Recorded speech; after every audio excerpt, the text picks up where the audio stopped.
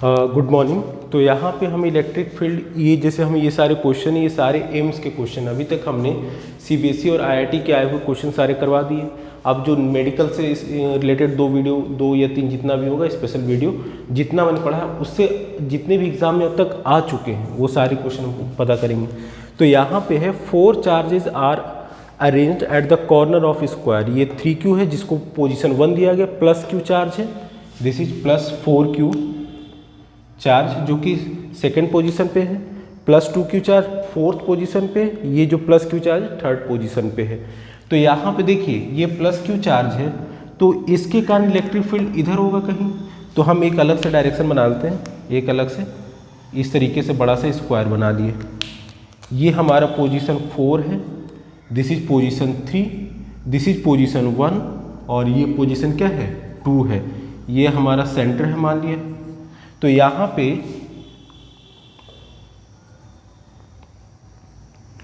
ये है इस तरीके से, तो यहाँ पे 1 के कारण इलेक्ट्रिक फील्ड क्या होगा, 1 के कारण इलेक्ट्रिक फील्ड E1 यहाँ होगा। पॉजिटिव चार्ज है ना, देखिए पॉजिटिव चार्ज प्लस 3Q है तो इसके कारण इधर होगा। ये प्लस Q चार्ज किस पे है, पोजीशन 3 पे, ये 3 हमने माना है, तो इसके कारण इलेक्ट्रिक फील्ड क्या होगा अवे इस पॉइंट पे, तो इसके कारण हो गया। और ये पोजीशन क्या है E3। इसी तरीके से फोर्थ पे क्या है प्लस 2Q, पॉजिटिव है तो अवे, तो ये हो जाएगा हमारा E4। और ये जो सेकंड पोजीशन है प्लस का अभी भी है तो इसके कारण अवे होगा डायरेक्शन, इसका पोजीशन क्या है 2, तो इलेक्ट्रिक फील्ड एट 2।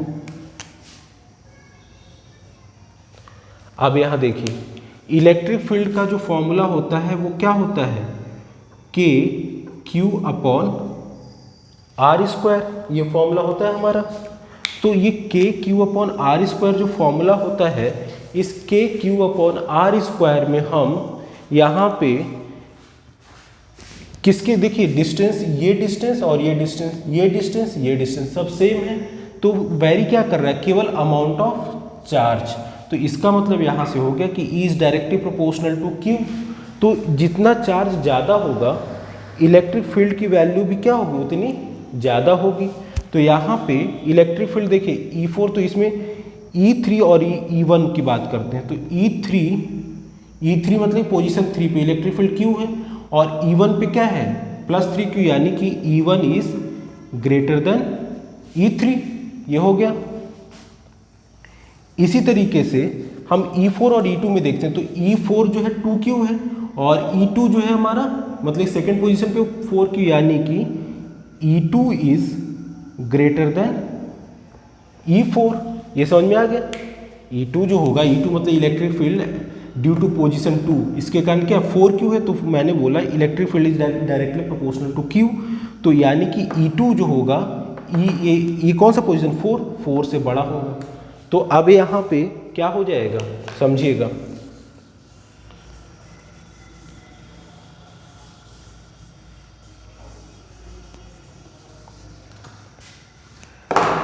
तो मान लिए कि ये सेंटर पोजीशन जो O है ये हमने मान लिया O, ठीक है। तो यहाँ पे हमारा डायरेक्शन क्या था, कुछ इस तरीके से था और कुछ इस तरीके से था। ये E3 के कारण हमारा डायरेक्शन ये था और ये जो था हमारा E1 था। इसी तरीके से ये जो था हमारा फोर्थ पोजीशन पे जो था उसके लिए था।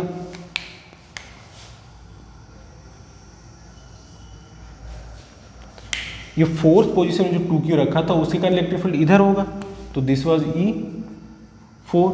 और इसके कारण जो था सेकंड पोजीशन में इधर था E2, ये था हमारा नेट डायरेक्शन, ये आ गया। अब यहाँ पे इसको हम थोड़ा सा इधर ले आते हैं, स्पेस नहीं है इसलिए, नहीं तो हो जाएगा, रहने दीजिए। अच्छा यहीं पे हम कर लेते हैं। तो अब देखिए E1 is greater than E3, electric field is vector quantity, आपको इलेक्ट्रिक फील्ड फाइंड करना नेट इस सेंटर पे, तो जो नेट होगा वो क्या होगा E1 डैश इक्वल्स टू क्या हो जाएगा, E1 ग्रेटर है ना E3 से, तो E1 माइनस E3। इसी तरीके से इसको नीचे आ रहा है वीडियो में, E1 dash E1 minus E3, ठीक है।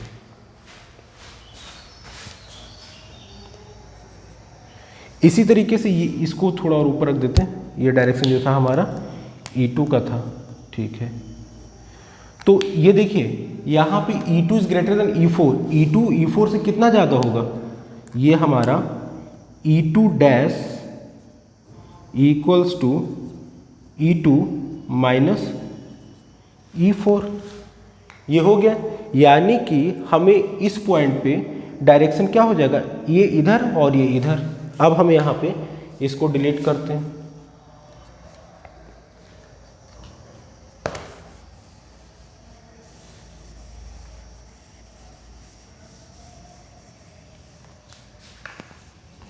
ये यहाँ पे फोर्थ पोजीशन हमने माना था और +2q चार्ज था यहाँ पे ऐसे। तो अब यहाँ पे इसको जब हम आगे करेंगे तो ये पोजीशन है, तो इलेक्ट्रिक फील्ड यहाँ पे क्या हो जाएगा, E1 डैश, और ये क्या हो जाएगा, E2 डैश हो जाएगा। तो वही चीज़ यहाँ पे है, ये फोर्थ पोजीशन था बेसिकली। ये हमारा हो जाएगा E1 डैश और ये हो जाएगा E2 डैश हो जाएगा। अब जब ये है तो इन दोनों का रिजल्टेंट जो क्या होगा वो यहाँ से ऐसे आएगा कहीं, यही तो होगा। तो या और इसको हमने मान लिया E नेट, तो इसका डायरेक्शन क्या है, डाउनवर्ड है ना। तो नेट जो यही तो आपसे पूछ रहा है, find the direction of electric field at the centre of the square. कैसा होगा, इन दोनों का नेट इधर कहीं होगा, तो ये आपका नेट इलेक्ट्रिक फील्ड है जिसका डायरेक्शन क्या है, वाई एक्सिस में डाउनवर्ड है। बस बहुत अच्छा क्वेश्चन था और ये एम्स 2009 में पूछा जा चुका है। ऐसे बड़े आसान क्वेश्चन, मैं तो आपको डिक्टेट कर रहा था इसलिए टाइम लगा, बट ऐसा है नहीं, इसमें बहुत आसान आप देख रहे हो, जस्ट 2 मिनट में आप देखेंगे। अच्छा इक्वल चार्जेस नहीं है तो जाहिर सी बात है नेट जो होगा इधर होगा, इक्वल चार्ज नहीं है जो बड़ा है उसकी तरफ होगा, तो इस तरह से हमारा हो जाता है। ठीक है, तो चलते हैं हम नेक्स्ट क्वेश्चन पे। उसके बाद फिर हमने नेट निकाल के इन दोनों का रिजल्ट, भाई देखिए इसको डिलीट करता हूँ, फिर एक चीज़ और बताता हूँ। कोई इलेक्ट्रिक फील्ड आपका वेक्टर क्वांटिटी है ना, अगर कोई है जैसे वेक्टर ए है, this is vector A and this is vector B, तो इन दोनों का रिजल्टेंट यही तो होता है। इन दोनों के बीच अगर एंगल थीटा है तो इन दोनों, ये वेक्टर बी है, दिस इज वेक्टर ए, तो इन दोनों का रिजल्टेंट ऐसे ही तो इनके बीच से आता है। तो वही देखिए एक ये है और एक ये है, तो इनका रिजल्टेंट ये होगा हमेशा। चलिए नेक्स्ट क्वेश्चन पे आते हैं।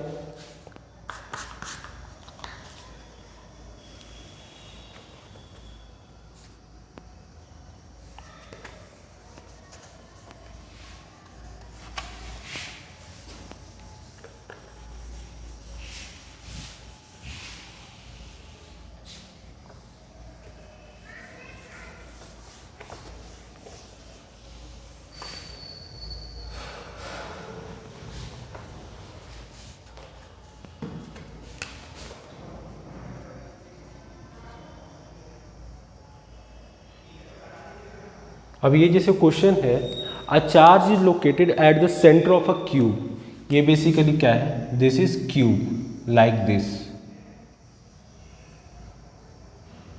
ये हमारा इस तरीके से क्यूब है। ठीक है, आप ऐसे समझ सकते हैं, ये क्यूब तो नहीं क्यूबॉइड है, लेकिन अगर ये और ये लेंथ, इसकी ये लेंथ, विड्थ और ये हाइट, तीनों अगर सेम, ये लेंथ है, विड्थ है और ये हाइट। ठीक है, आप इसको ऐसे समझिए, लेंथ, विड्थ और हाइट, जैसे ये है ना, तो क्यूबॉइड है, इसके बीच में कहीं सेंटर पे रखा हुआ है कोई चार्ज, इस तरीके से कोई चार्ज रखा है। कैसा है, जब यहाँ पे साइन नहीं दे रखा है, दैट मीन्स हम कैसा साइन कंसीडर करेंगे, प्लस का क्यू। तो इसके बीच में जब रखा है तो इलेक्ट्रिक फील्ड देखिए कैसे आएगा, इलेक्ट्रिक फील्ड आपका यहाँ से ऐसे इस तरीके से, इससे कहाँ निकलेगा, इस इधर निकलेगा, इससे किधर निकलेगा, इधर इधर इधर इधर, इस क्यों, क्योंकि कोई चार्ज जब रखा होता है तो इलेक्ट्रिक फील्ड क्या होता है, चारों तरफ निकलते हैं। मैंने बताया था इस तरीके से, ऐसे पॉजिटिव चार्ज तो बाहर की ओर चारों तरफ निकलते हैं। तो अब यहाँ पे आपसे पूछ रहा है एट एनी फेस, मतलब कोई एक फेज से इलेक्ट्रिक फील्ड जो इस केस में electric flux through any phase, ये ठीक से लिखा नहीं, मिट गया, ये फेज है, किसी एक फेज से कितना आएगा। तो भाई इसमें कितने फेसेस होते हैं, देखो 1 2 3 4 5 6 फेसेस होते हैं। तो टोटल फ्लक्स जो इससे आएगा इस क्यूब से वो कितना आएगा, phi equals to Q upon epsilon naught. ये जो होगा ये इधर से इधर से इधर से इधर से इधर से इधर सबसे जो निकल रहा वो होगा तो कि और इक्वल निकलेगा ना, क्यूब है, क्यूबॉइड नहीं है। क्यूबॉइड में क्या होता है, दिस इज क्यूबॉइड, अगर इसका लेंथ विड्थ और हाइट तीनों इक्वल, लेंथ विड्थ और हाइट तीनों इक्वल हो जाए तो उस केस में क्या होता है हमारा, वो क्यूबॉइड होता है। तो यानी कि सबसे equal amount of electric lines of force निकल रहा है। तो फ्लक्स क्या होता है, number of electric lines of force जो कि पास करता है पर यूनिट एरिया से। तो यहाँ पे यही है, तो ये टोटल आपका इतना फ्लक्स होगा।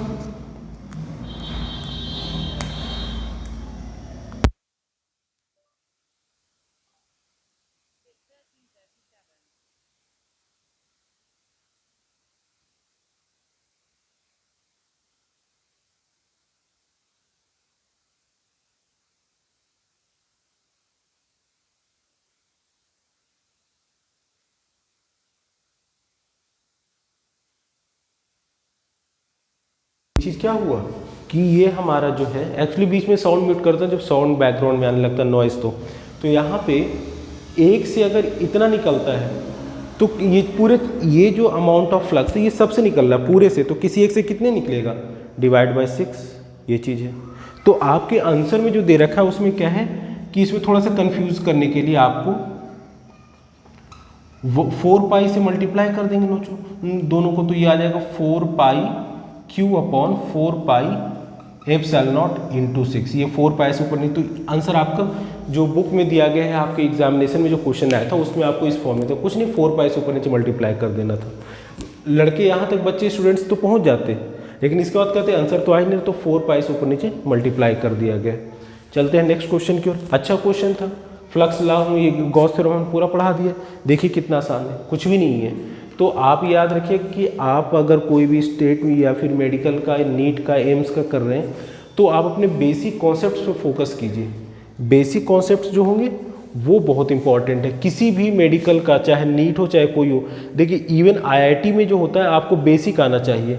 अगर आपको बेसिक आता है, इसमें क्या है, मैंने बेसिक ही तो पढ़ाया था, number of electric lines of force passes per unit area. अब यहाँ पर यूनिट एरिया ना हो कि एक फेज से पूछ रहा है, तो यहाँ पे भाई जो पूरा electric lines of force pass करेगा वो किसकी amount Q upon epsilon not है। तो एक से की और टोटल कितने फेसेस है 6, तो एक से कितना पास करेगा, डिवाइड बाय 6, कॉमन बेसिक चीज़ है। नेक्स्ट क्वेश्चन पे आते हैं।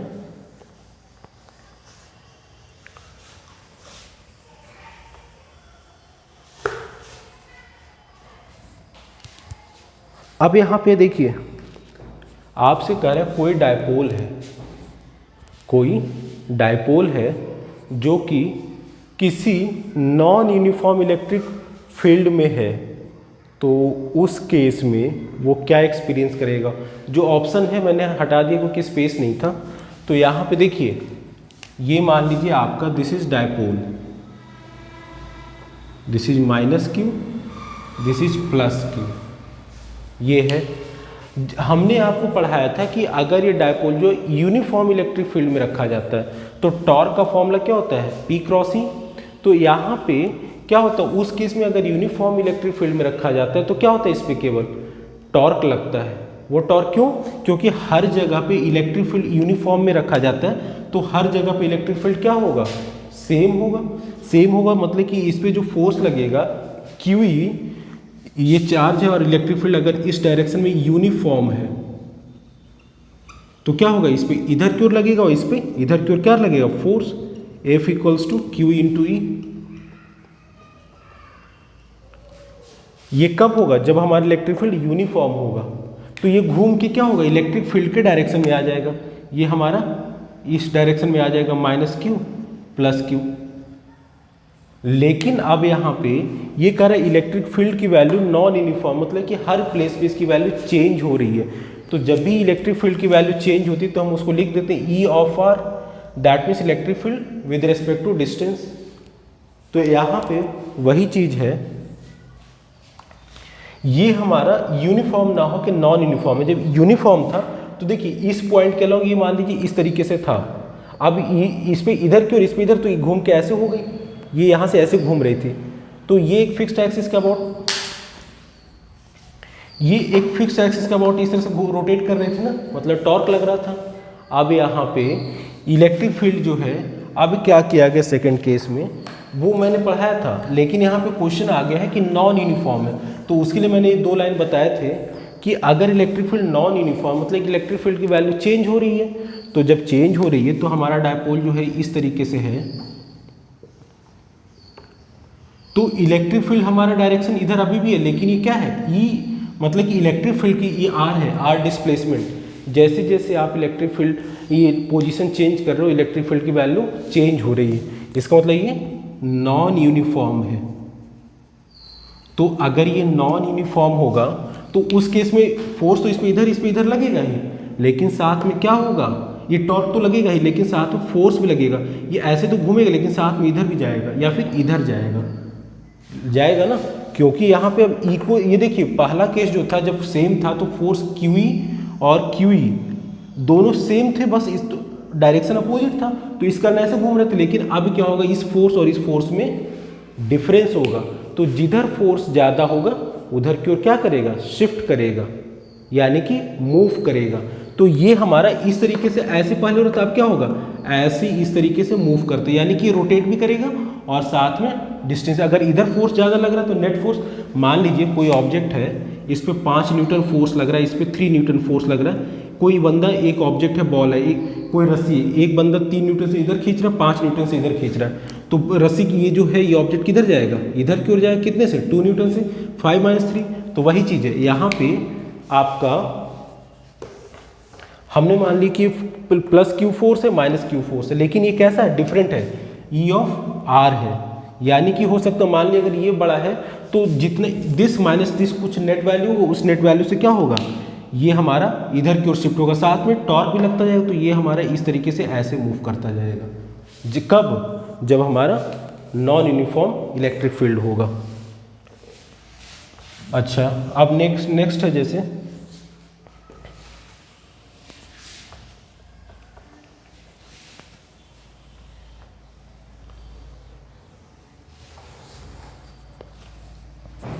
इतना समझ में आ गया। नेक्स्ट क्वेश्चन है सीबीएसई में भी एम्स में, यही मैं कह रहा हूँ आपसे कि हमेशा एक चीज़ याद रखिएगा कि कई बार ऐसा हुआ है कि जब आपका सीबीएसई का क्वेश्चन जो होता है और एम्स में मेडिकल में जो होता है कॉमन आ जाता है, तो ये कॉमन कैसे होता है देखिए जरा, आपको परमिटिविटी का एसआई यूनिट पूछ रहा है, एसआई यूनिट, तो पहले तो हम फॉर्मूला देख लेते हैं, F = 1/4 pi epsilon Q1 Q2 upon R square. Epsilon की वैल्यू इधर ले जाएंगे, तो एप्सिलॉन = 1/4 पाई F Q1 Q2 upon R square, यही तो होता है परमिटिविटी। तो यहाँ पे हमने सारे लेक्चर जो मैंने पढ़ा है पीछे का, प्लीज़ आप देखिए एप्सिलॉन क्या होता है, एप्सिलॉन R क्या होता है, सब मैंने डिस्कस किया है। तो एप्सिलॉन हो जाएगा, देखिए Q1 Q2, Q मतलब चार्ज का यूनिट क्या होता है, कूलाम किसे रिप्रेजेंट करते हैं, C से, और Q 2 चार्ज तो कूलाम का स्क्वायर अपॉन ये फोर्स का यूनिट क्या होता है, न्यूटन, R क्या होता है, डिस्टेंस बिटवीन 2 चार्ज, इसका डिस्टेंस क्या होगा, मीटर स्क्वायर, क्यों, क्योंकि R स्क्वायर है, तो वहाँ से यूनिट हो जाएगा कूलाम का स्क्वायर पर न्यूटन पर मीटर का स्क्वायर, -1 -2, दिस इज, ये है हमारा। नेक्स्ट क्वेश्चन पे चलते हैं।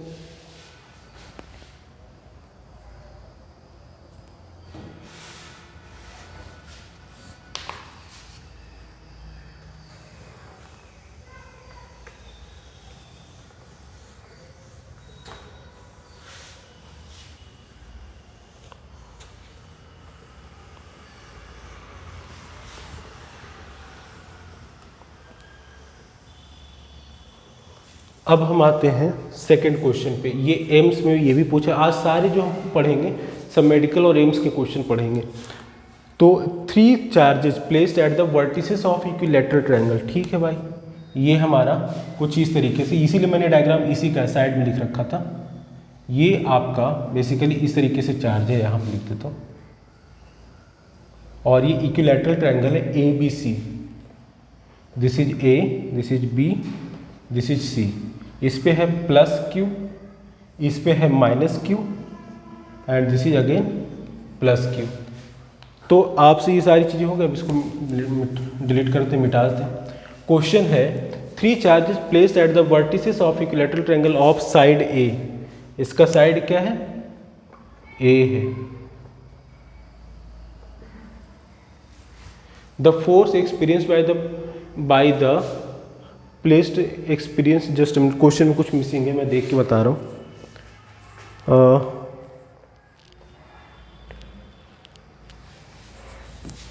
वर्टेक्स ए पे जो चार्ज प्लेस्ड है, इस पे आपसे कह रहा force experience by the charge, यहाँ पे चार्ज होगा by the charge placed at the vertices A. A पे जो है इस पे force of a triangle in a direction normal to B सी।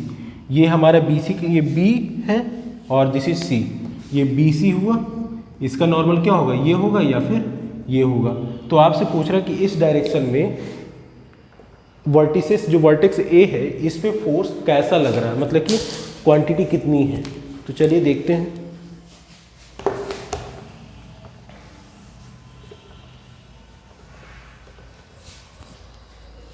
तो इसको लिख लेते हैं अच्छे से। ये हमारा ए पॉइंट है जिस पे प्लस क्यू चार्ज था, हाँ ठीक है। तो देखिए फोर्स की बात कर रहा है ना, तो ये प्लस क्यू, तो यहाँ पे इस पे फोर्स किधर लगेगा? इसके कारण इधर की ओर लगेगा फोर्स। ये फोर्स हमने माना FAC, force on charge which is placed at A due to charge which is placed at C। इसी तरीके से ये देखिए, अब यहाँ पे ये डिस्टेंस सबका सेम है, तो यहाँ पे हम डिलीट कर दे रहे हैं क्योंकि स्पेस थोड़ा सा। अब यहाँ पे इसके और इसके बीच फोर्स कैसा होगा? ये हमने माना इस तरीके से, force on charge A due to charge which is placed at B। ये चीज हो रहा है हमारा। तो अब यहाँ पे इतना समझ में आ गया, ठीक है। तो इन दोनों का जो नेट फोर्स होगा वो हमेशा किधर होगा? इधर होगा, इधर कहीं तो नहीं होगा ना, नहीं होगा। तो यहाँ पे यानी कि नॉर्मल टू BC क्या हो जाएगा? नॉर्मल टू BC हमारा, यानी कि इस डायरेक्शन में कोई फोर्स होगा? नहीं होगा। इसको अगर आपको नहीं समझ में आ रहा तो ठीक है, हम एक और पॉइंट, इसको हम फ्री बॉडी डायग्राम से करते हैं। ये पॉइंट ए है, इस पे हमारा FAC है and this is FAB, this is FAB, this is FAC। अब हमने क्या किया, इसको हॉरिजॉन्टल और वर्टिकल में डिफाइन कर देते हैं। ये हॉरिजॉन्टल हो गया, ये वर्टिकल लाइन हो गया। ये एंगल इसके इक्वल होगा और ये एंगल भी इक्वल होगा। क्यों? ये इक्विलैटरल ट्रायंगल है, तो this equals to this. Equilateral triangle तीनों 60 60 60 होते हैं ना, तो दैट मीन्स ये 60 होगा, ये 60 होगा, ये भी 60 होगा, तो दिस लाइक दिस, और ये इक्वल्स टू ए। तो हमने थीटा मान लिया। तो अगर ये थीटा है और ये भी हमारा थीटा है, तो इस डायरेक्शन में हमारा क्या होगा? FAC साइन थीटा, और इस डायरेक्शन में क्या होगा? FAC cos theta. हमने बताया था कंपोनेंट रिजोल्यूशन, जिससे एंगल बनाता उधर कॉस कंपोनेंट और जिधर नहीं बनाता उस एक्सिस के अलॉन्ग साइन कंपोनेंट। इसी तरीके से इधर हो जाएगा हमारा ये जो था हमारा FAB, इसका देखिए ये जो एंगल थीटा बना रहा है FAB किससे बना रहा है? इससे बना रहा है, यानी कि कैसा है? X axis. तो इधर तो क्या होगा? ये दूसरा वाई एक्सिस में साइन कंपोनेंट। हमने बताया था कि जो भी फोर्स है, जो भी कोई वेक्टर क्वांटिटी होता है, जिस एक्सिस के अलॉन्ग एंगल बनाता है वो उस एक्सिस के अलॉन्ग कॉस का कंपोनेंट आ जाता है, और जिस एक्सिस के अलॉन्ग एंगल नहीं बनाता उसके अलॉन्ग साइन कंपोनेंट हो। तो इसमें ये जो FAB है, एक्स एक्सिस से थीटा तो बना रहा है, एंगल बना रहा है, बट वाई से तो नहीं बना रहा ना, तो ये हो जाएगा FAB साइन थीटा, और इधर क्या हो जाएगा? A B cos theta. तो देखिए यहाँ पे ये इसको कैंसिल आउट कर देगा, तो जब कैंसिल आउट कर देगा तो क्या होगा F, तो नेट फोर्स क्या हो जाएगा,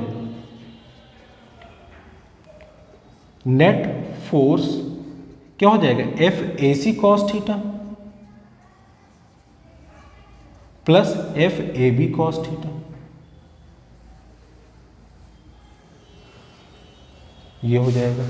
तो क्या वर्टिकल कंपोनेंट वर्टिकल डायरेक्शन में कोई फोर्स है? नहीं। कहेंगे सर है तो एक प्लस में तो ये एक दूसरे को नेट फोर्स पूछ रहा है आपसे, तो नेट फोर्स क्या होगा, ये देखिए जितना प्लस में उतना ही माइनस में, क्यों, थीटा सेम है, एफ ए सी और एफ ए बी की वैल्यू भी सेम होगी, क्यों, क्योंकि ये distance equals to this distance, charge Q है यहाँ पे, ये भी चार्ज क्यू, ये भी चार्ज क्यू, क्वांटिटी जो चार्ज की है वो सेम है, डिस्टेंस भी सेम है, तो मतलब कि F A C F A B बराबर होगा, साइन थीटा में थीटा भी दोनों एंगल बराबर होगा, तो ये एक दूसरे को कैंसिल आउट कर देंगे।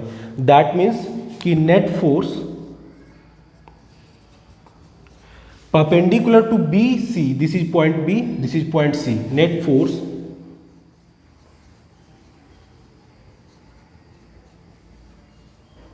perpendicular to BC is 0।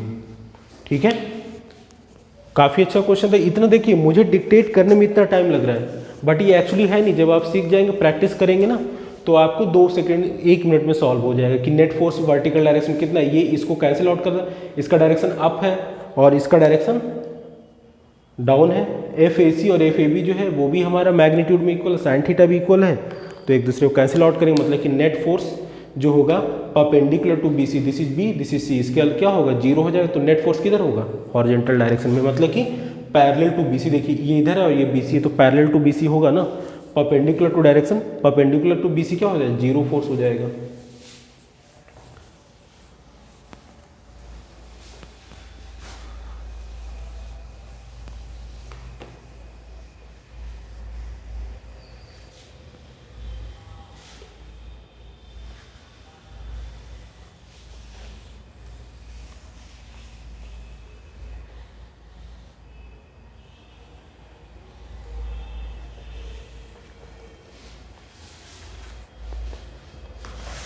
अब है आपका, ये भी एम्स का क्वेश्चन है, AIIMS स्पेलिंग होता है,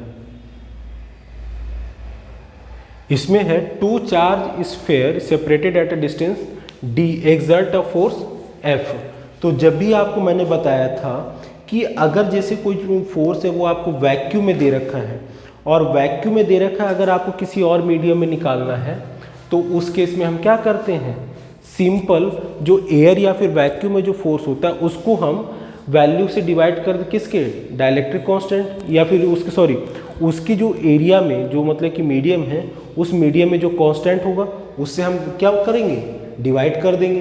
तो यहाँ पे क्वेश्चन एक मिनट में देख लो क्वेश्चन क्या है, ठीक है। तो two charge sphere separated at a distance D exert a force F if they are immersed in a liquid of dielectric constant 2 then the force। तो हमें पता है, हमने आपको पीछे मेरा लेक्चर देख लीजिए, बहुत अच्छे से डाइलेक्ट्रिक कांस्टेंट पे एक पूरा लेक्चर हमने लिया है 15 से 20 मिनट का, बहुत अच्छे समझा, आप प्लीज़ उसको जाकर चेक कर लीजिएगा, प्लेलिस्ट में मैंने क्रिएट कर दिया है। तो आपका ये कह रहा है कि फोर्स इन लिक्विड, ये हमने पढ़ाया था कि force in air upon dielectric constant के ऑफ दैट मीडियम, कौन सा, लिक्विड का, क्यों, क्योंकि एयर में इसकी वैल्यू क्या हो जाती है 1 हो जाती थी। तो यहाँ पे जो आपका एफ नॉट मतलब कि फोर्स इन एयर होता है और इसकी वैल्यू एफ है और इसके डाइलेक्ट्रिक कांस्टेंट क्या है, ये जो के है, के की वैल्यू क्या दे रखी है आपको, दिस इज के डाइलेक्ट्रिक कांस्टेंट ऑफ लिक्विड। तो यहाँ से एफ लिक्विड जो हो जाएगा आपका, this will be F upon 2, ये क्या दे रखा है, एफ नॉट की वैल्यू क्या है यहाँ पे, एफ दे रखा, दिस इज, तो ये हो जाएगा F upon 2, this is your answer. ये मैंने इस पे डाइलेक्ट्रिक कांस्टेंट पे हमने काफ़ी लंबा लेक्चर काफ़ी अच्छे समझाया, उसमें सारे डॉट्स क्लियर हो जाएंगे। और ऐसा नहीं कि वो आईआईटी के लिए है या फिर बोर्ड के लिए, जो बोर्ड के लिए है वो आपका नीट के लिए है, वही एम्स के लिए, और जो आईआईटी जेईई का जो फर्स्ट स्टेप होता है उसके लिए भी है। तो आज के लिए इतना रखते हैं, एक आध लेक्चर और हम ले लेंगे, एम्स के क्वेश्चन जितने भी एम्स से या नीट के या फिर जो भी बोर्ड से रिलेटेड होगा, उसके बाद फिर इस चैप्टर के, उसके बाद अभी 1-2 दिन लगेगा, उसके बाद फिर हम नया चैप्टर शुरू करेंगे, इलेक्ट्रोस्टैटिक पोटेंशियल। Thank you.